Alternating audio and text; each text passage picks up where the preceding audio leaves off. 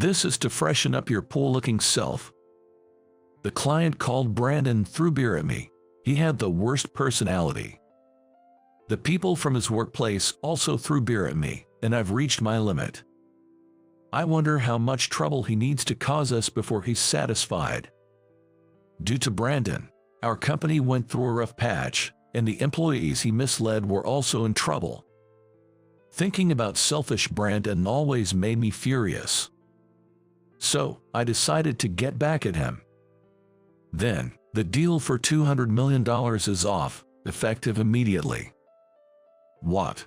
He looked confused, so I pointed my phone at him to ensure he could hear the playback clearly. Hearing the recorded words, Brandon's attitude changed drastically from before, and he started apologizing. But I didn't pay any attention to him. No matter what he said, I had no intention of forgiving Brandon. My name is Alex Johnson, and I'm 32 this year. I work as the CEO of a luxury watch manufacturing company. My company has rapidly grown by hitting it big with our original brand watches. It's a demanding job, but it's also very rewarding, so I'm satisfied with my work. What got me interested in this job relates back to an incident from my childhood. I had a beloved grandfather, and once his cherished large antique clock broke. That clock was a cherished possession my grandfather had since childhood. He tried various repair shops in an attempt to fix it, but unfortunately, his efforts were in vain. The clock was too old, and ultimately, no one could repair it. Seeing my grandfather sadly looking at the broken clock made me want to fix it somehow.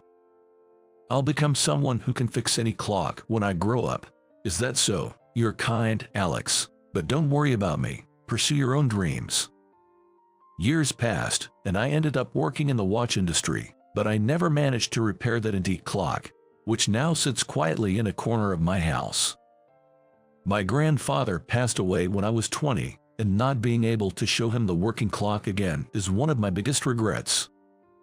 It was just before noon. I had just left the CEO's office and was on my way to the reception room.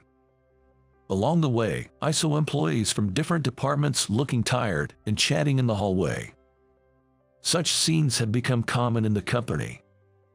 Normally, employees from different departments wouldn't have much to do with each other, but due to a staff shortage, this was now a frequent sight. This was all because a few months ago, we had to fire an employee named Brandon, who had deceived several colleagues, causing them to resign.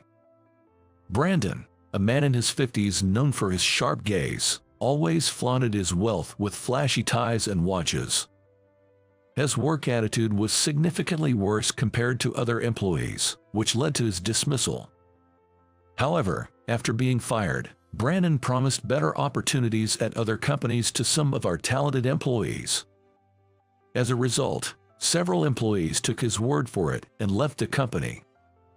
This led to a severe staff shortage, forcing various employees to take on additional duties from other departments. Sighing as I walked, I finally arrived at the reception room.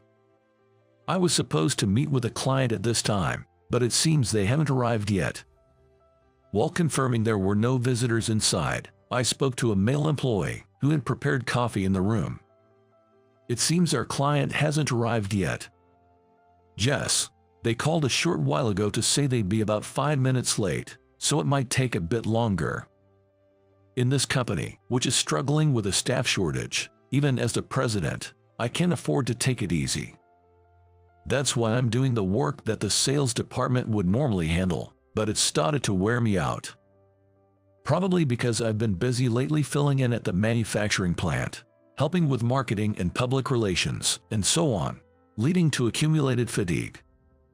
I'm a bit tired, so I'll rest on the sofa. Please don't mind me and continue with your work. Oh yes, understood. As I sat down on the sofa in the reception room and closed my eyes, a wave of exhaustion washed over me. With my eyes closed, various recent events flashed through my mind. If it weren't for Brandon, the company wouldn't be in this situation. It turns out that the employees who resigned, swayed by Brandon's promises, couldn't find employment at the better company he had promised. Those who were deceived couldn't return to our company and seemed to struggle to find new jobs. While I feel sorry for their situation and don't blame them for leaving since where they work is their choice, considering the company's reputation, I couldn't simply offer help easily. So, when recruiting new talent, I plan to hire a diverse range of individuals. This means more preparations and likely even busier days ahead. As I pondered the future, the male employee who had been working in the reception room called out to me. He seemed to have been on the phone with someone while I was resting. "President Johnson, it seems the client has just arrived. I've laid out all the documents for the deal on the table." "Understood. Thanks for preparing. It might be tough since we're so busy, but hang in there until we can hire some new staff." "Yes." After sending off the employee with a bright response, the client appeared in the room a few minutes later. I stood up from the sofa to greet them, but was stopped in my tracks. The flamboyantly dressed man who entered was not the person I was expecting. The man wearing the gold tie was flaunting a luxury brand watch on his wrist as if to show it off. Furthermore, his tie-pin was adorned with a remarkably large gemstone I'd never seen before, and the wallet peeking out from his open briefcase was clearly a designer brand. However, his appearance and possessions were quite shocking. Those aspects were of little consequence. But what surprised me most was the fact that the man was Brandon, who had left the company a few months ago. Faced with this unexpected situation, I was quite confused, but as the head of a company, I couldn't afford to be lost in thought. I took a deep breath to calm myself before turning to face Brandon again. "Brandon, why are you here? It's obvious, isn't it? I'm in charge of this deal now. Can't you understand that? Oh, maybe being poor means you can't even afford a decent meal, so your brain's too slow to keep up." Hearing his rude opening remarks, I wanted to escape from reality, but I endured it for the sake of the company. Perhaps for someone who dines on steak every day thanks to his wife's money, this might be simple, but for ordinary people like us, it was a bit hard to grasp. Is that supposed to be sarcasm? Seems like poverty makes even the bitterness of defeat sound pathetic. Perhaps because I showed up with a raggedy towel when firing Brandon, he's been looking down on me, calling me poor. This digression aside, that day the air conditioning was broken, and I needed anything to wipe off my sweat.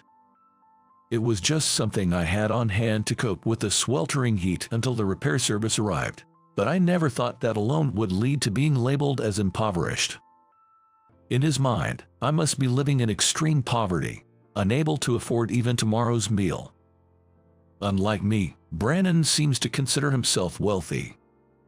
He indulges in luxury using the money earned by his wife. Eating steak for breakfast, buying new cars, it seems he used to boast about such things to his colleagues. Despite it being his wife's earnings, he doesn't seem to find it embarrassing to brag about it. So I muttered quietly, though Brandon didn't seem to hear it. "It's not like you earned it yourself." "What was that? Did you say something?" "No, it's nothing." Brandon entered the reception room with an air of nonchalance, plopping down on the sofa. Leaning back, he crossed his legs and gestured with his eyes for me to sit as well, so, feeling tired, I decided to sit back down on the sofa. It was impossible to have a calm conversation with Brandon, but I couldn't just stand there the whole time either. "It's been a while. I haven't seen your face in months."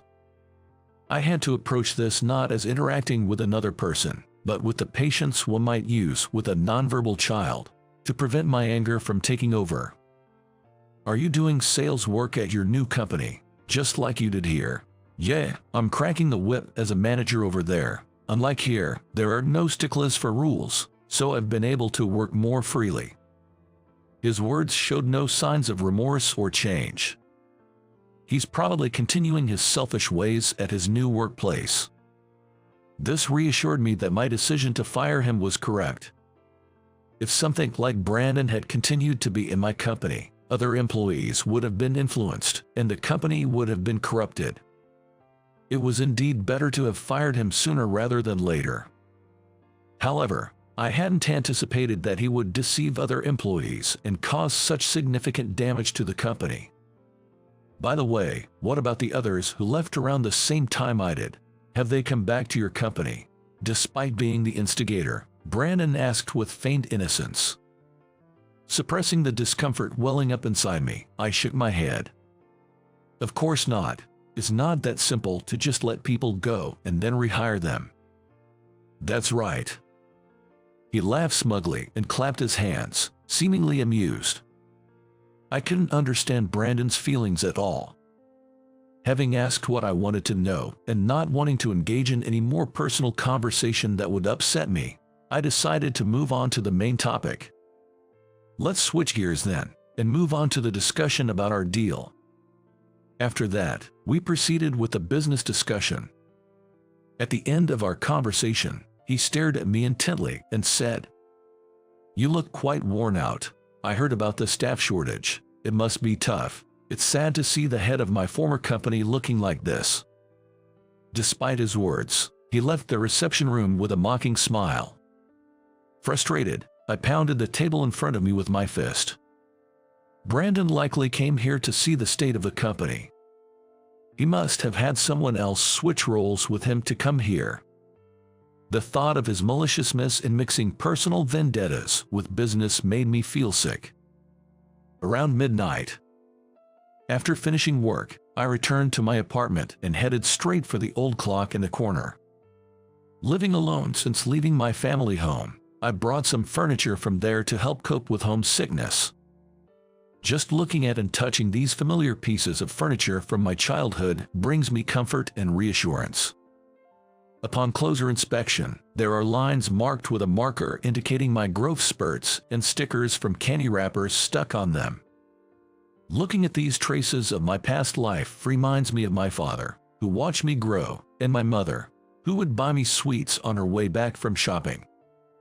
After indulging in nostalgia for a while, I turned my gaze to my grandfather's old clock. All the furniture I brought, like the dresser and table, are functional, except for the old clock, which is the only exception. Having lost its purpose of telling time, it now merely stands in a corner of the room. Whenever I have some free time, I try various methods to repair it, but it remains motionless. Touching the old clock, memories of my childhood with my grandfather come flooding back. When I gaze at this clock and think about time, it allows me to reflect on how I've lived my life. Really, how so? Whether I've lived in a way that I can be proud of, whether I've spent my time meaningfully, and so on. I think the great thing about clocks is that they give you a chance to reevaluate yourself.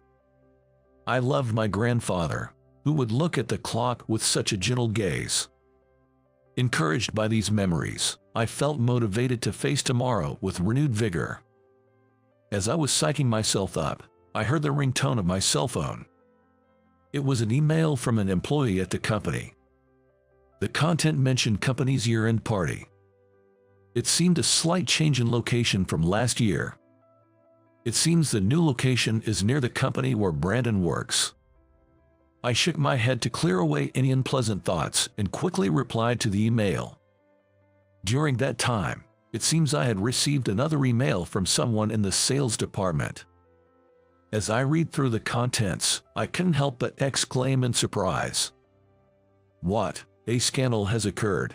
The email detailed a scandal involving a company we had considered a reliable partner. In such cases, the course of action for my company is clear. Naturally, continuing dealings with a company involved in a scandal could potentially harm us, so it should be stopped immediately. However, I found it hard to believe that such an incident had occurred. I called a person from the company involved. This company, a high-end watch retailer, had significant business deal with us. It was a company that had never caused any major issues before. I believe Emily was in charge. The person handling our business deal was a woman in her 50s named Emily, known for her seriousness and integrity. Even I, who have been covering for the sales department, have met her a few times. There was a time when an employee preparing coffee in our reception room fainted while Emily was there. Unfortunately, my leg had gone numb, and I couldn't move immediately, but Emily kindly stepped in to take care of the situation in my stead. That's why I found it hard to believe that a company with someone like her could be involved in a scandal. According to her, a recent recruit had embezzled company funds and passed them to some nefarious group. Usually, their hiring process is rigorous, but this individual was hired by a temporary staff member, allowing someone with dubious background to join the company. My company is currently experiencing a similar situation with needing replacements, so I couldn't fault them for this.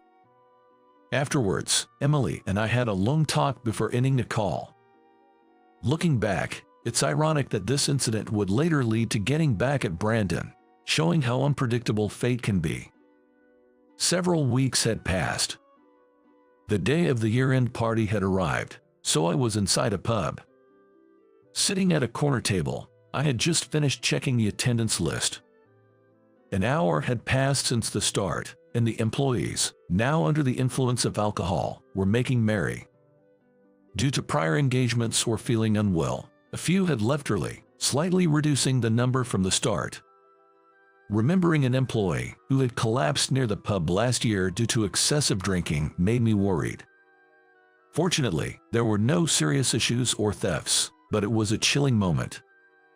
It might be wise to check the vicinity to ensure nothing similar happened.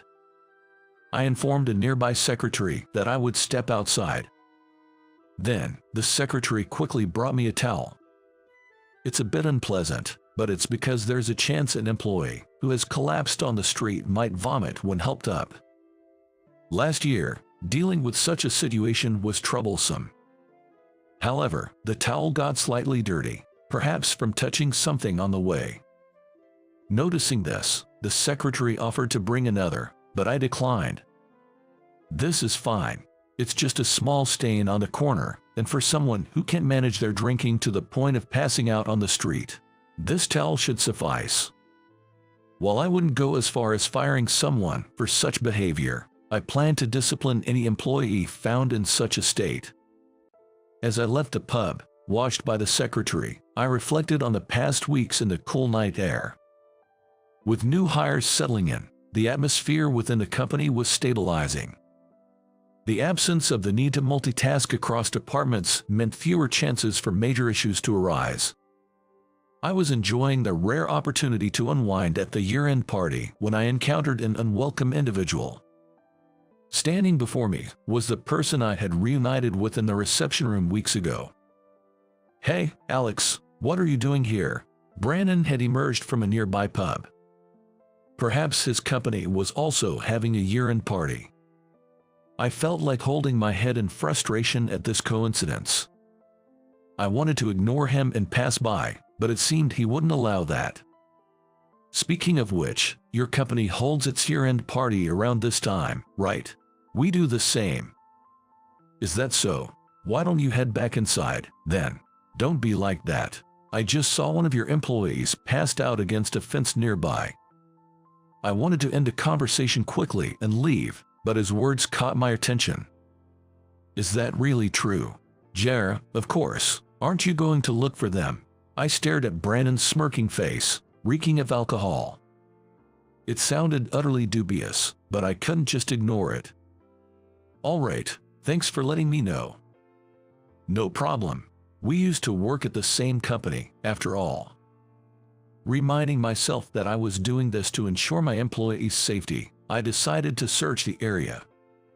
After meticulously checking the surroundings for about 10 minutes, I found no sign of anyone resembling our staff. I hoped the inebriated employee had sobered up enough to make it home, but the thought of them being involved in some incident made me anxious. Reluctantly, as I didn't want to intrude on their private lives, I considered calling those who had already left to check on them. That's when Brandon approached me again. Holding a beer mug, he staggered towards me, noticeably more intoxicated than before. Before I knew it, I found myself back in front of the pub where Brandon had been. Brandon, staggering towards me, pointed and laughed. "Huh, you actually took it seriously. That was obviously a lie." It seemed I had been deceived. I could feel my fists trembling with the surge of anger. Cut the jokes, I'm seriously angry now. You're already angry, aren't you? Serves you right. And why are you holding a dirty towel? Couldn't you find anything cleaner? You really are poor. Huh? No matter how infuriated I was, I knew I shouldn't resort to violence. As I looked down, trying to contain my anger, something cold was poured over my head. The golden liquid was the beer that Brandon had been holding moments ago. Serves you right. Then, Brandon dragged me into a nearby pub. Dragged with great force, I fell into the pub. Looking up, I saw the place was filled with middle-aged men in suits, their faces flushed as they made a loud ruckus. Brandon began talking to them in a friendly manner. Hey, bring some beer over here. This guy is too arrogant. He even had the nerve to fire me from my old job. These people were likely from the company where Brandon worked. Responding to Brandon's call, the men inside the pub started to gather around. With smirks on their faces, they tilted their beer mugs in their hands. The liquid inside was poured over me all at once. Drenched in beer one after another, I stood up, sympathizing with the bewildered pub owner. Brandon and his group were unlikely to bother with cleaning up the mess on the floor. After apologizing to the pub owner, I turned my back on Brandon and his group without giving them another glance. If I saw their disgraceful behavior any longer, I might not be able to hold back from striking. This is to freshen up your poor-looking self. However, just before leaving the pub, I heard a taunting voice and reached my breaking point. I turned to Brandon with a final remark. Then, the deal for $200 million is off, effective immediately. What? It seemed Brandon was asking for his own ruin, so I decided to push him into the depths of despair. Standing with an empty beer mug, Brandon let out a foolish sound. Faced with his inability to grasp the severity of the situation, I elaborated. Exactly what I said. The deal is off. What are you talking about? My company doesn't have such a deal with yours. Is that so? What about your wife's company? No way. A few weeks ago, after checking the year-end party email, I had confirmed that it was from Brandon's wife. During that call to Emily, I had learned about the scandal caused by one of her subordinates. Therefore, she asked me to cancel the $200 million business deal to avoid causing any trouble for us. Despite her husband's behavior, she seemed to be a sincere and good person. Business requires constantly considering benefits, but since it's conducted by humans, it's impossible to completely detach emotions. Torn about the situation, I felt it would be regrettable to lose my connection with her, so I said to Emily on the other end of the phone, "Since you weren't the one who caused the scandal, once the commotion settles down, we'll look for the right time to resume our business deal." While I had to maintain my company's dignity and couldn't act immediately, I promised to restart the dealings once things cooled down. But the man before me was unaware of such a conversation. Ending my recollection, I called Emily right there to explain the current situation in a low voice. I also asked her to confront her husband with the reality of the situation. I turned my cell phone speaker towards Brandon. "Dowling, President Johnson is right. I was going to tell you later, but for a while, my company won't be able to deal with anyone, so it looks like we'll be living a poor life for a bit. I'm sorry."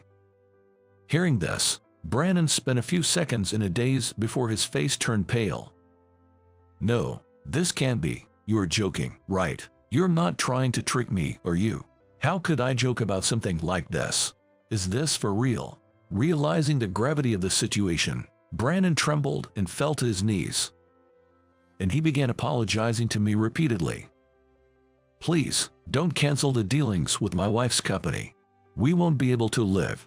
Despite his desperate pleas, none of his words resonated with me. "This is serious. Please, we used to work at the same company, remember? He didn't apologize for what he did to my company. He only thought about himself. There was no helping hand for such a person. I might catch a cold, so I'll be heading back." So, without saying a word he wanted to hear, I decided to leave the scene. Upon returning to the year-end party venue, my employees greeted me with shocked expressions. "President Johnson, what happened to you?" The employees, wondering if it had rained, looked out the window in confusion. Among them, a secretary who came close might have realized what happened by the smell of beer. After bringing another towel, she started arranging a taxi for me. Later, I had someone buy me new clothes, and I changed in the restroom, but I still felt sticky. In such a state, I had no choice but to head home early. As I waited outside for the taxi, Brandon ran up to me, out of breath. "Good, you're still here. Please, Alex, President Johnson, don't cancel the dealings with my wife's company. I apologize for splashing beer on you." Brandon repeated his apologies in front of me. Despite his efforts, my mind was made up. Did he think that by pleading earnestly, my feelings would change? Without looking me in the eyes, Brandon kept repeating the same words. Then, hearing his voice, my employees came outside. "Why is Brandon here? And you mentioned beer earlier. Don't tell me you're the one who splashed it on President Johnson." They glared at Brandon with disdain. This could turn the year-end party into chaos. Not wanting to involve the employees who were having a good time, I tried to return inside, but Brandon grabbed my clothes from behind. "Don't leave me. Are you planning to abandon me?" As I pondered what to do, the employees scolded him. "Enough is enough. Do you have any idea how much trouble your actions have caused our company? That's right. Don't cause us any more trouble. We didn't even want to see your face again. Just disappear from our sight now." Brandon, who seemed shocked to be confronted with such words, trembled. Each time he faced the employee's verbal onslaught, he seemed about to say something but ended up only trembling his lips without uttering a word. Eventually, as if resigning to his fate, his shoulders slumped and he wandered off unsteadily. After he was out of sight, a wave of exhaustion hit me. Given his condition, it seemed unlikely he would show up in front of us again. Then, I took a taxi home. Perhaps influenced by my parting words to enjoy the rest of the party on my behalf, it seems the year-end party continued without further issues. Upon receiving photos from my secretary of the employees enjoying themselves, I checked the images and breathed a sigh of relief. As I was about to take a bath, dragging my tired body, the sound of an incoming email notification from my cell phone echoed again. It was a message informing me that Brandon had returned home to Emily. Putting off my bath, I called Emily. "Hello, do you have a moment? My husband just got home and explained everything to me. It seems he was quite rude to you in your company." It appeared she was eager to apologize for her husband's actions. Imagining her sincere face, the unpleasant feelings I had harbored earlier began to dissipate. "It's okay. I'm not too bothered by it. But I'm sorry if he disrupted your enjoyable year-end party. Everyone seems to be having a good time still. Thank you for your concern." I had no intention of blaming Emily. I guess our company is completely disliked by hers now. "Not at all. Both I and my team know you're not at fault. Please don't say such things." "Thank you. Even if it's just a white lie, it makes me feel a bit better." It wasn't a lie, but she might find it hard to believe. With her heartfelt apologies, I couldn't think poorly of her. "By the way, I've been curious about something." Feeling it was cruel to make her apologize any further, I diverted the conversation by asking something I had been curious about for a while. I inquired about the reason why the self-centered Brandon and Emily, with such contrasting personalities, ended up getting married and becoming a couple. I wondered why two people with completely different characters decided to have a wedding ceremony. "Oh, that. Actually, we didn't decide on a marriage ourselves," Emily explained awkwardly. "It was decided by our parents. Their marriage was arranged without considering their own wills. Their parents were close friends and thought their children would be compatible. Thus, they arranged the marriage, ignoring Emily and Brandon's own desires. Those are terrible parents. I was astounded by her story. But it explained why someone as selfish as Brandon could exist. Emily seemed determined to divorce him. She sounded relieved over the phone. Once I divorce, I plan to start over and rebuild the company. When we're able to do business again, may I reach out to you? Yes, of course. I look forward to the day we can work with your company again. Though she may face many challenges ahead, I'm sure she'll be all right. No matter how daunting the obstacles, she's strong enough to overcome them. Later, it seemed Emily had cut ties with Brandon. After the divorce, he reportedly moved to a rundown apartment. But that wasn't the end of his troubles. The incident that night had been witnessed by a company executive, it seems, making Brandon feel unwelcome at work. I hear through the grapevine that the other employees who doused me with alcohol are experiencing similar discomfort. Some were demoted or punished. Brandon was demoted to an ordinary employee. Eventually, he couldn't bear the hostile work environment. He resigned from the company and became reclusive in his apartment. Meanwhile, as the company continues to grow, we've been facing busier days, but everything is moving along smoothly. Our products are selling well, and the new employees are all hardworking and contribute significantly. Without a troublemaker like Brandon, the atmosphere within the company is always positive. By the time a year had passed, Emily's company had recovered from the scandal's damage, and we were able to resume transactions with them. It was a joy to see her face again when I attended a business meeting with the sales department. It's been a while. Just like I said before, I've come to do business with your company again. I'm really glad you've managed to recover. Gradually, from that reunion, we began to talk more and developed a friendship, which was a positive outcome. As the number of employees increased, I gradually found myself with more free time. I took this opportunity to refine my clock repair skills and finally managed to repair my grandfather's clock. It was a challenging task that took several days, but I managed to fix the old clock. Filled with a sense of accomplishment, I thought of my late grandfather and spoke to the clock. I've finally got the clock working again, Grandpa. I wonder if you're watching over me from heaven. I hope the sound of this clock can reach you there. The ticking of the clock, moving for the first time in decades, sounded like a blessing for the new days ahead.